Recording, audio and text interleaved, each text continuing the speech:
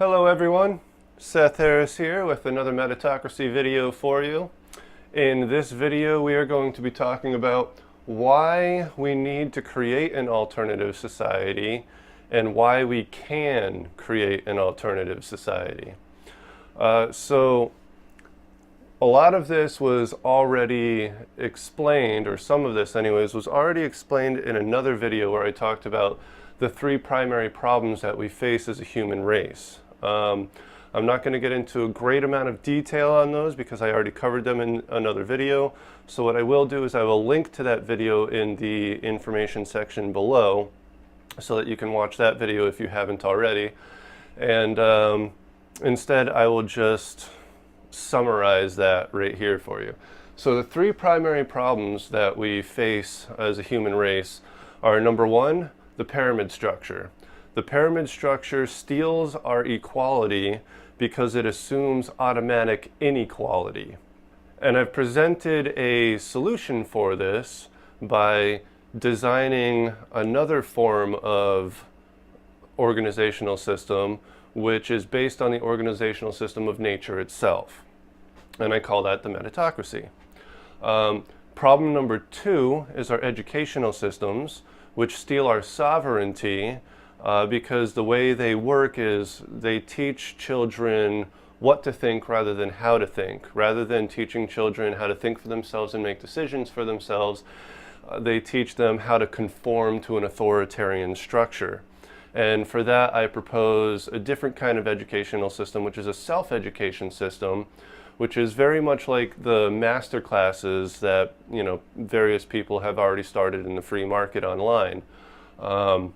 These master classes currently exist as continued education for adults, but what we would need to do is create something like that for basic education for children, so that rather than learning how to conform to an authoritarian structure, they're actually learning real things and learning real information, real knowledge, and learning how to use their minds to think for themselves and make decisions for themselves. And then finally, our third primary problem is that of money itself.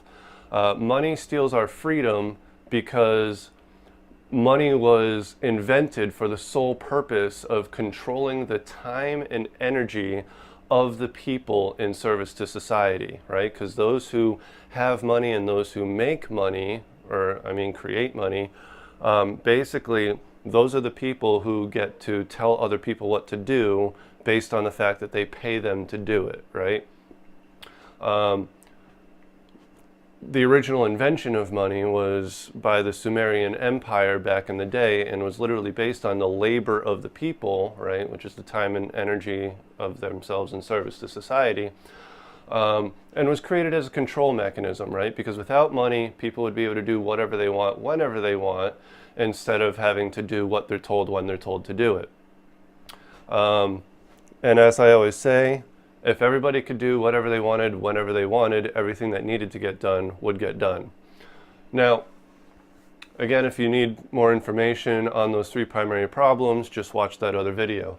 So, another really good reason that we need to create an alternative society is law, right?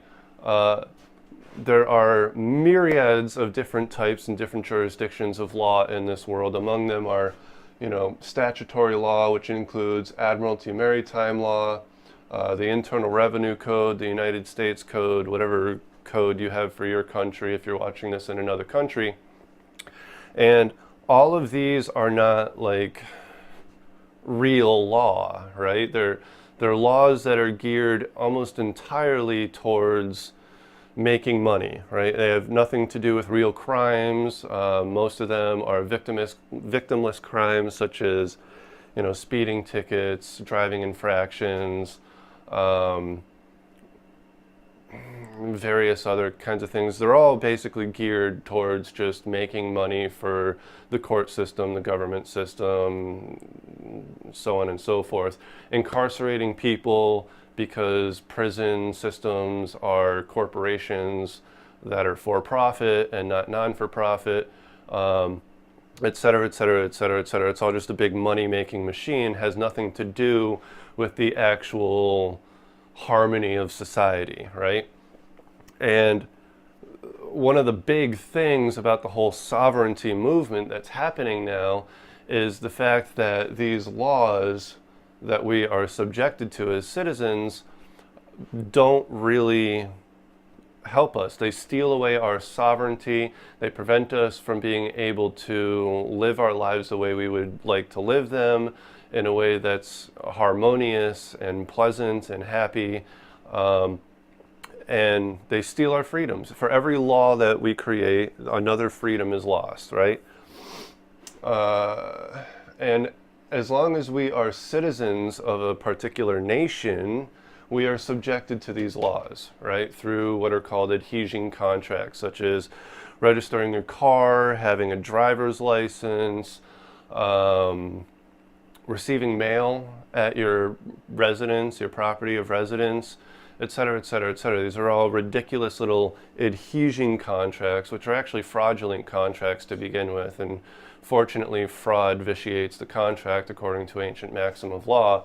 But these are all fraudulent contracts because you never signed a contract saying, yes, okay, I agree to submit to these laws in exchange for this service, right?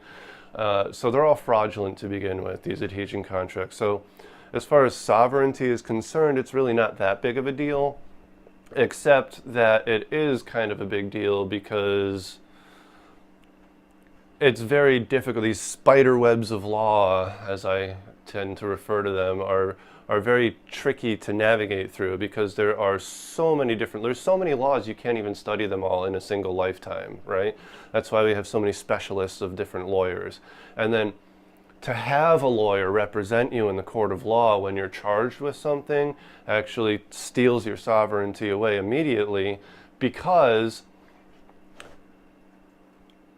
the word infantile comes into play, right? If you require a lawyer to represent you in the court of law, then basically you're admitting to being infantile, it's actually a ward of the state, right? You're admitting to being a ward of the state, which is defined as infantile, of unsound mind, incapable of making decisions for yourself, right? And of course, anybody that hasn't studied the law in any sense of the way has basically no idea how to make decisions in the court of law, because there's so many different laws and processes. It's impossible to navigate for the beginner. I myself have only studied a few different parts of various laws, mostly just the history of law, and even I don't think I would really be able to represent myself in court without having some sort of assistance. But that's what this all does. We're all entirely subject to these laws, basically, as long as we call ourselves citizens of another nation, right? So, moving on, why can we create our own alternative society, okay? And that, believe it or not, is right in the Declaration of Independence, all right? So I'm going to read directly from the Declaration of Independence here for you to show you what I mean. When in the course of human events it becomes necessary for one people to dissolve the political bands which have connected them with another, to assume among the powers of the earth, the separate and equal station to which the laws of nature and of nature's God entitle them, a decent respect to the opinions of mankind requires that they should declare the causes which impel them to the separation. Okay, that's the first paragraph of the Declaration of Independence. What it's doing here is, first of all, it's declaring that the laws of nature and of nature's God are the supreme law of the land, right? The laws of nature, not statutory law, not Admiralty Maritime law, not United States Code, not Internal Revenue Code, not any other man-made set of laws, but the natural laws which were set by God, or the one infinite creator, as I prefer to call it. The laws of nature are the unwritten, well, not in our language anyways, they're written into the fabric of reality itself, if you want to think of it that way. No, sweetie. No, don't go. No, get away from there. Okay. My cat. The laws of nature are the only laws that exist that are entirely immutable. If you break these laws, they will come back to bite you. There's nothing you can do about that. These are laws such as, gravity, electromagnetism, the laws of thermodynamics, the law of karma, right? And these play into what are known as, I don't remember the technical term for it, but basically, as long as you are not causing harm to another person or violating the rights of another explicitly, there really should be no recourse to you, and that's natural law in like a very small nutshell. So continuing on, we hold these truths to be self-evident, that all men are created equal, that they are endowed by their Creator with certain unalienable rights, that among these are life, liberty, and the pursuit of happiness, okay? That to secure these rights, governments are instituted among men, deriving their just powers from the consent of the governed. Now, I have a different way of doing this in the Metatocracy. Rather than being the consent of the governed, there is no consent of the governed because everyone governs themselves in the Metatocracy. But this was created in a time when the human consciousness was less evolved. In any case, that whenever any form of government becomes destructive to these ends, it is the right of the people to alter or abolish it and to institute a new government, laying its foundation on such principles and organizing its powers in such form as to them shall be or shall seem most likely to affect their safety and happiness. Prudence indeed will dictate. Oh yeah. We'll get to that in a minute. Let's talk about this. So that whenever any form of government becomes destructive to these ends, it is the right of the people to alter or abolish it. Okay, that right there. Now, the Declaration of Independence isn't talking to just the people of the United States. It's talking to all people around the entire world, okay? Otherwise, the people who came from England wouldn't have been able to create a new country in another land. They had to include everybody around the entire world and include themselves within this. So, what they're saying here is that whenever a people feel that their government is no longer serving their best interests, they should have the right to alter or abolish it and establish their own new government, right? However, they continue to say, prudence indeed will dictate that governments long established should not be changed for light and transient causes, and accordingly, all experience has shown that mankind are more disposed to suffer while evils are sufferable than to right themselves by abolishing the forms to which they are accustomed. All right? Now, what this sentence is saying is that it's prudent to assume that we shouldn't change or abolish our governments because they are long established entities, right? But we still have the right to institute a new government. We don't have to alter our current government. We don't have to change our current government. We have the right to institute a new government to represent us, rather than to continue subjecting ourselves to that government, okay? So this right here, right in the original Declaration of Independence, states that we have that right, okay? So this is why we can create a new society with our own government to serve our needs.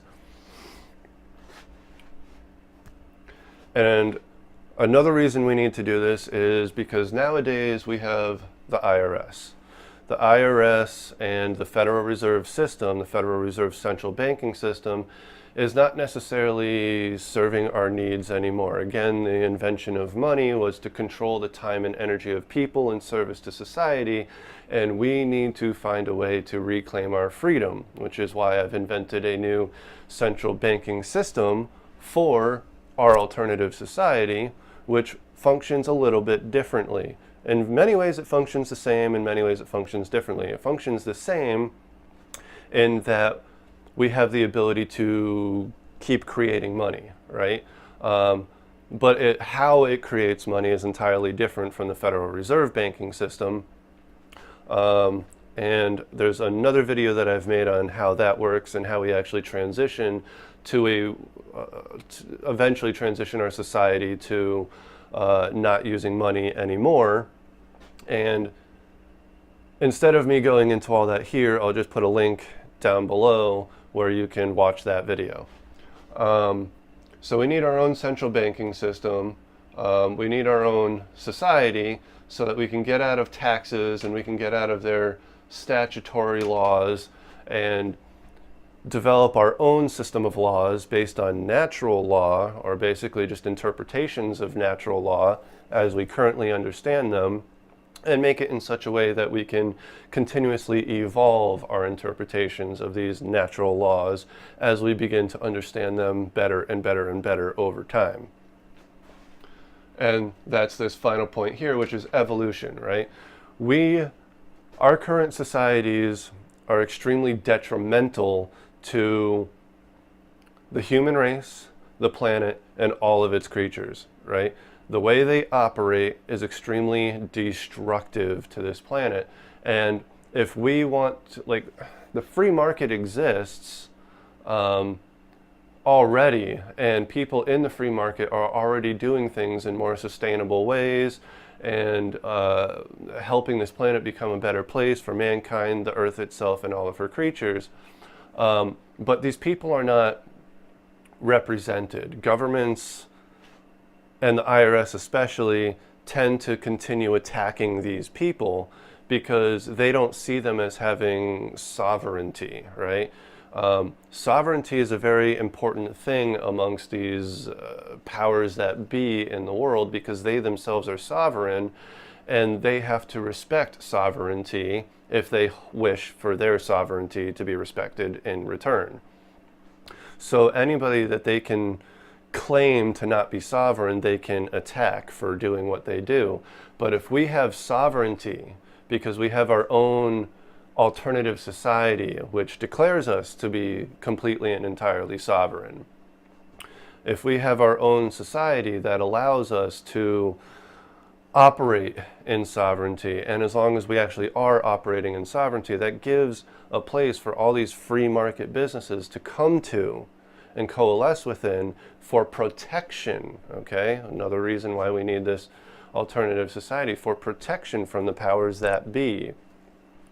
And in our alternative society, we can continuously evolve to become constantly more and more and more in harmony with nature, because that's extremely important, right? We need to take care of our planet. We are the stewards of this planet, and our current societies are not acting in a capacity that shows stewardship towards this planet. They are stewards of destruction rather than stewards of creation, evolution, and harmony with nature. And so this is why we need to create our own alternative society, and why we can create our own alternative society. There are other solutions, right? So this one that I'm proposing isn't the only solution. There's Michael Tellinger with his Ubuntu movement, which is a very good solution. The Venus Project is working on a solution. There are many different communes, local communes coming up.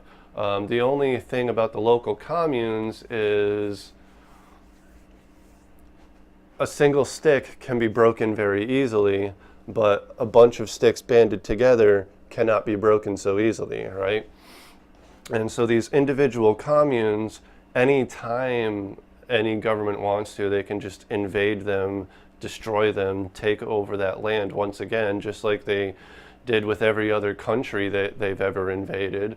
But an alternative society that is extremely large and vast and complex and networked cannot be broken quite so easily, right? Because you can take over one part if they wanted to, but you still have all these other parts, and they can't take them all over at the same time, especially if it's a global network of decentralized society, right?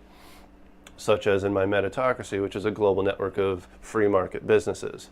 It's not the only solution. Michael Tellinger's Ubuntu movement is also a great solution. It's actually very much the same as my Metatocracy, except instead of being networks of businesses, it's networks of small towns. And it's the growing process that's going to be the most difficult, because it's during the growing process, during the very start of it, when we're very small and easily to be taken over. Fortunately, governments and the powers that be don't necessarily see small movements as a threat.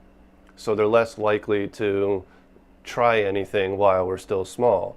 So hopefully, and this would be the hope, we expand fast enough that by the time we're, become a threat to them, it's whoops, too late, and there's nothing they can do about it. And in my own personal beliefs, I think it's too late anyways, even before we've begun, because their time has come to an end, right? We've already transitioned from the age of Pisces into the age of Aquarius. We've already transitioned from the Kali Yuga, the Iron Age of the Yuga, back into the Golden Age of the Yuga, or we're beginning to transition back into the Golden Age of the Yuga. There's two different Yuga cycles, the smaller one and the larger ones. Well, actually, there's many different sizes of them, but on the smaller scale, we're transitioning from the Iron Age back into the Copper Age, and on the larger scale, we're transitioning from the Iron Age right back into the Golden Age. So we're in the Copper Age of the Golden Age, so to speak. In any case, these are all, celestial time clock events that are happening, which basically dictate that these powers that be, this old paradigm way of thinking and organizing society is done, right? It has nothing left to do except phase out of existence while the new one phases into existence, okay? So I don't feel very threatened. I don't really think that there's anything they could do, even if they wanted to do it, and their numbers are dwindling as we speak, because of various things that are happening.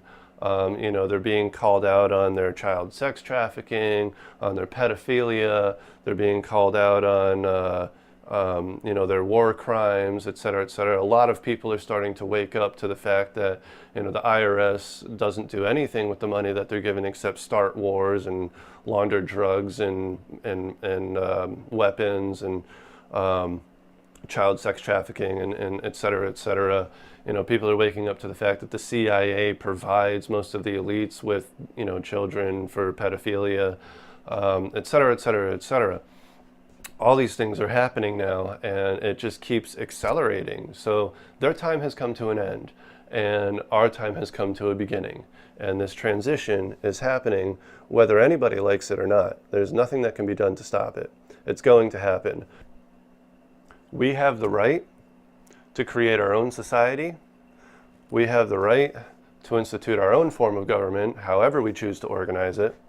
And we have those rights intrinsically, right? The Declaration of Independence doesn't give us those rights. They merely declare that we've always had these rights. One last point to note is that it's important that we follow certain principles, right? Number one is the quote from Buckminster Fuller, which says, "You don't change the existing reality by fighting the current system. You change the current reality by creating a new system that renders the old system obsolete." And that's what we're doing here, just like what Michael Tellinger is doing. And then there's Einstein, who says, how does he say it? You don't solve a problem with the same line of thinking that caused the problem in the first place, okay? And fighting, waging a war, a revolution in order to overtake our government and coup d'etat and establish our own rule of law and so on and so forth is the same thing that's been repeated all throughout history, and it's why we are the way we are now. It's why our current nations are the way they are now. So we don't want to do anything like that, all right? What we want to do is take on a peaceful approach where we create a new system that renders the old one obsolete, and we do it in such a way that it actually generates a mutually beneficial relationship between the new paradigm and the old paradigm, the new alternative society and the currently existing nations, right? And how the metatocracy does that is through the free market by providing products and services to the people of these nations, as well as with our own central banking system, which works over time to offset the negative net balance of their central banking system, the Federal Reserve, and reduce their debt over time so that they can get out of hock, so to speak, and increase the harmony of their own economy. Of course, eventually, because we're rendering the old system obsolete, more and more and more people are going to join over time, and this society will continue to grow and grow and grow until it literally just kind of overtakes the other currently existing societies. Although the Metatocracy alternative society won't be the only one doing that. Other societies will be doing that as well. Michael Tellinger's Ubuntu Society, which is really the only other one I've seen at this point that plans to become a globally networked society, will also be rising up and doing this at the same time, right? So people have a choice. You can join this alternative society. You can join Michael Tellinger's Ubuntu Society. You could join a small commune. It all depends on, what you harmonize to. And so you have options, but fact of the matter is, you either want to join one of these alternative societies or you want to create your own, come up with your own idea for another one, right?